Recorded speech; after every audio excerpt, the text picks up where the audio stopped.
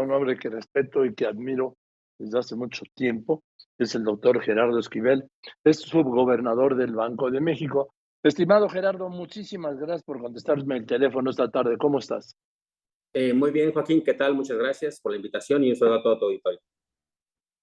A ver, ¿cómo estás viendo, eh, doctor Esquivel? ¿Cómo estás viendo, doctor, el tema de la inflación, del incremento en las tasas, del disparo en los precios de los energéticos, aunque vengan ahora a la baja, de todos modos están altísimos?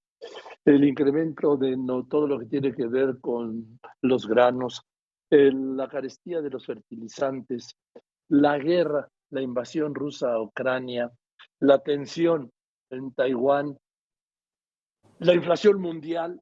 Digo, peor, perdón, casi imposible, ¿no, doctor? Sí, pues es un escenario muy difícil, muy complejo, como ya bien lo describes.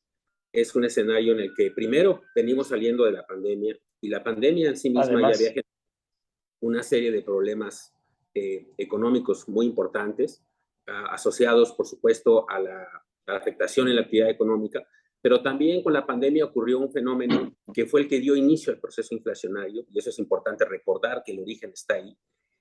Cuando los agentes económicos, cuando las personas nos retiramos a nuestros hogares en el confinamiento o en el semi-confinamiento que vivimos después, pues cambió nuestro comportamiento, dejamos de consumir algunos servicios y empezamos a consumir muchas más mercancías.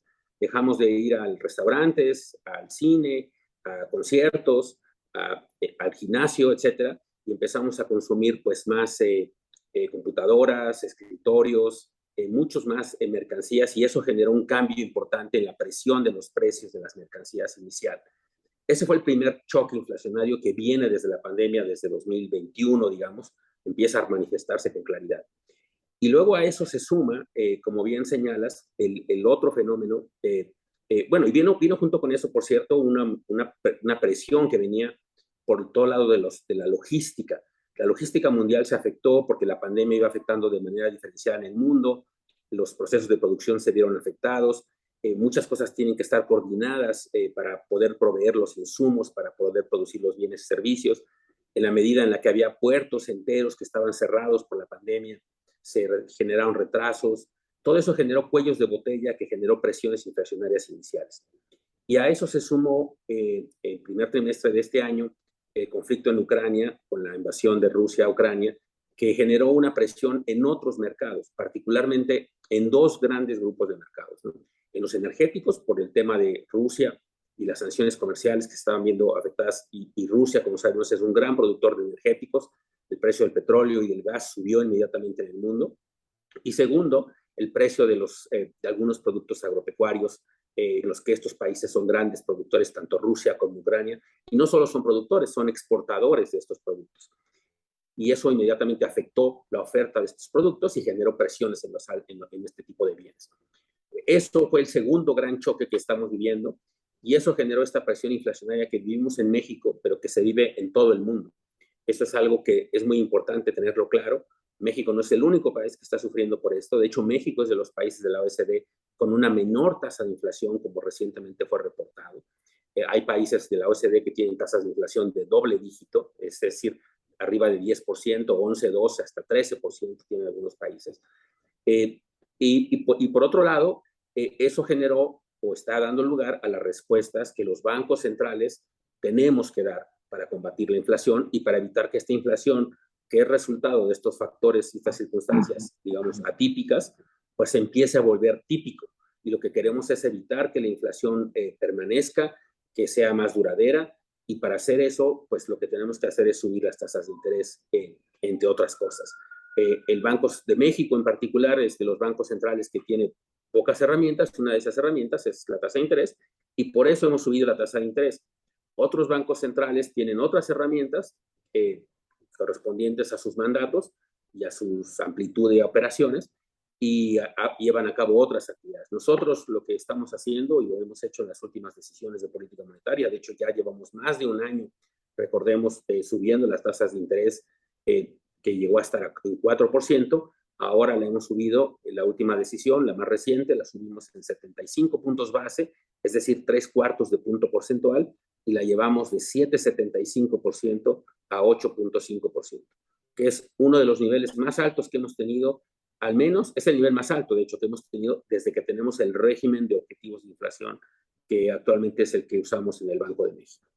Entonces es un contexto muy A complejo, ver, con mucho, Gerardo, pero estamos sí, haciendo lo mejor posible para enfrentar la inflación.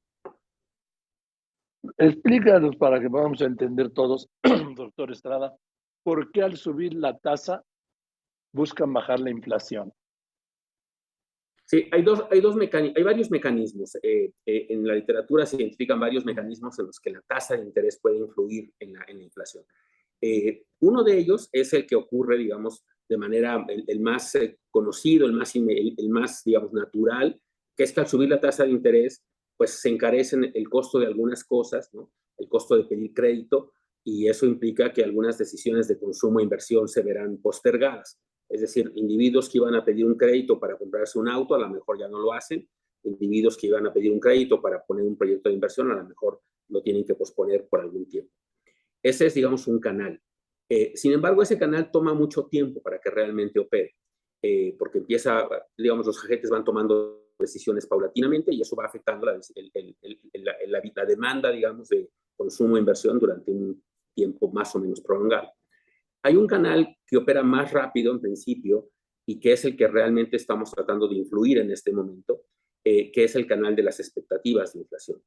Lo que ocurre cuando hay inflación como ahorita, Joaquín, es que el problema que tenemos, el riesgo que corremos, es que los agentes económicos, las personas que fijan precios y salarios, empiecen a creer que este nivel de inflación que estamos teniendo ahorita, de alrededor de 8%, pues va a permanecer. Ese es el riesgo que corremos y que piensen que deben ajustar sus precios en esa magnitud hacia adelante. Y lo que queremos tratar de decirles es, no, eso no va a ocurrir. Nosotros vamos a hacer lo que tengamos que hacer para que la tasa de inflación empiece a bajar lo más pronto posible y que empiece a converger al objetivo de inflación que nosotros tenemos, que nos mandata la Constitución, que es de 3% de inflación anual. Con estas acciones que estamos tomando, estamos mandando la señal de que nosotros vamos a tomar esas acciones para que los agentes económicos incorporen eso en sus decisiones y sepan que en el futuro la inflación va a ser menor de lo que es ahora, de tal manera que no se sientan presionados o tentados a ajustar sus precios de manera inercial. Lo peor que nos pudiera pasar, y ya lo vivimos en los 80s, por ejemplo, cuando la inflación fue muy alta, Sí. es que había una inercial. Había inflación porque había inflación a futura, porque había inflación en el pasado. Y eso se volvió muy difícil de reducir. Lo que nosotros queremos hacer ahora es mandar la señal de que no va a ser así, de que en aproximadamente un año y medio, vamos a estar de regreso en los niveles de 3%, para que los agentes económicos vayan entendiendo eso y vayan ajustando sus expectativas hacia abajo. Y entonces eso va a ayudar, curiosamente, y quizá para algunos de manera sorprendente, el que la gente espere que va a bajar la inflación, ayuda a que baje la inflación. Entonces, ese es el mensaje más importante, quizá, por el cual estamos subiendo las tasas de interés. Nosotros, aquí en México, pero todos los bancos centrales en el resto del mundo, la mayor parte de ellos, por lo menos. Es la razón por la que la Reserva Federal está aumentando sus tasas de interés en Estados Unidos, es la razón por la que el Banco Central Europeo está subiendo sus tasas en Europa, etcétera. Entonces, eso es lo que ocurre en el mundo cuando estamos enfrentando una presión inflacionaria como la que estamos viviendo actualmente. Estoy hablando con el doctor Gerardo Esquivel, subgobernador del Banco de México.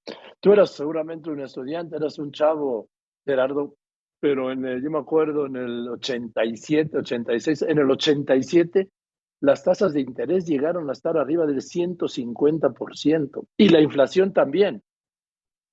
Así es, justamente, y qué bueno que lo mencionas, ese es justo el tipo de episodios que no queremos vivir más en México y que hemos aprendido al respecto. En aquellos momentos eran circunstancias muy distintas, ¿no? El país tenía una situación, un déficit fiscal muy importante, un déficit en cuenta corriente muy importante, una presión inflacionaria que venía por el lado de la demanda, cosa que no es la situación actual. La situación actual, como dije, es resultado pues, de una serie de factores básicamente globales. Pero aún así, aunque sea no tan alta como en aquel entonces, no al mismo origen de la inflación, pues lo que queremos hacer es combatirla lo más pronto posible. Y ese es el mandato que tenemos aquí en el Banco de México, y a eso estamos apegados, y eso es lo que estamos tratando de hacer, y por eso es que subimos las tasas de interés, insisto, tratando de incidir por los distintos canales que incluye este mecanismo, y que esperamos que se reduzca la inflación relativamente pronto, como dije, tan pronto. Es un proceso lento, porque el proceso de fijación de precios toma tiempo y los agentes económicos van tomando tiempo en aprender lo que está ocurriendo. Y en ese sentido, pues nuestra estimación que tenemos en este momento es que regresaremos a nuestro nivel de 3% por allá del primer o segundo trimestre de 2024. Es decir, en más o menos un año y medio. Va a tomar tiempo, pero lo que queremos enfatizar es que la inflación de ahora en adelante muy posiblemente va a empezar a bajar. Tenemos estimado, y eso es importante mencionarlo desde ahora para que la gente no se sorprenda, Sí. que el punto más alto de la inflación ocurrirá en agosto o septiembre. Es decir, todavía puede ser que en agosto veamos una mala cifra de inflación, pero estamos más o menos convencidos, de acuerdo a las estimaciones que se hacen internamente, que hace el staff del Banco de México, que es un staff muy profesional, que a partir de entonces podrá empezar a bajar la inflación paulatinamente. Paulatinamente quiere decir que hacia fin de año vamos a estar alrededor de 8%, y todo el 2023 será un año de desinflación, o sea, en el que la inflación empezará a bajar poco a poco y que empezará a caer dentro de nuestro rango objetivo, que como se sabe es entre 2 y 4%, hacia fines de 2023, y llegará a su objetivo puntual, que es el más importante que tenemos nosotros, de 3%, por ahí, como dije antes, entre el primer y segundo trimestre de 2024. Entre tú y yo, Gerardo, déjame hacerte una pregunta. Tú llegaste al Banco de México a propuesta del presidente López Obrador cuando, por razones de salud, renunció Roberto del Cueto. Es decir, no te nominaron para el plazo original de 8 años, ¿no? Sino para Así es, terminar ese periodo. así Y ese es. periodo termina ahora, ¿sí? El 31 de diciembre. Yo supongo que el presidente te va a volver a proponer, ¿no? ¿Tú estás de acuerdo? Bueno, no lo sé, es una decisión que tomará el presidente. Es una decisión, por cierto, en la que se involucra a dos poderes del Estado, ¿no? El Ejecutivo, que es quien propone, y el Legislativo, que es quien debe aprobar, en particular, en este caso, el Senado. Es una decisión que tomará el presidente. En aquel momento, a fines de 2018, el presidente me invitó a participar y me propuso, y es algo con lo cual estoy muy honrado, y es un honor y un privilegio estar en esta institución. Pero en efecto, me nominó para terminar un periodo de un subgobernador, el licenciado del Cueto, que había renunciado por temas de salud, y la ley establece que cuando ese es el caso, el tiempo en el que dura un subgobernador es el tiempo para el cual fue nominado originalmente la persona a la que sustituye. Y ese periodo, en efecto, termina a fines de este año. Ya qué ocurrirá a fines de este año y qué ocurrirá con la posición que tengo actualmente, es una decisión que, como dije antes, depende en primera instancia de si el presidente me nomina, y en segunda instancia de si el Senado lo aprueba, o a quien se aprueba a quien el presidente Bueno, nomine. te lo pongo de otro modo, porque lo que te digo es que eres un factor de confianza fundamental en la Junta de Gobierno, como los demás integrantes de la Junta de Gobierno, a quienes respeto, por supuesto. Pero si el presidente te propone, no vais a salir con que tienes otros planes, ¿no? No, por supuesto que no. Evidentemente, esta es una institución muy relevante y muy importante, y es una institución en la Sí. que estoy muy a gusto trabajando. Si el presidente me propone, yo me sentiré muy honrado y con mucho gusto continuaré aquí si es el caso, pero insisto, es una decisión del presidente. También si el Bien, sí. presidente tiene otra propuesta, pues está en toda su libertad como miembro del Ejecutivo de tomar esa decisión. Bueno, pues todos confiamos en que el presidente te proponga como gobernador así de tiempo completo, ¿sí? 8 años en el Banco de México. Te mando un abrazo con todo respeto y afecto, y además admiración, Gerardo, que te la tengo hace muchísimo tiempo, quizá antes de que me conocieras. Te mando un abrazo.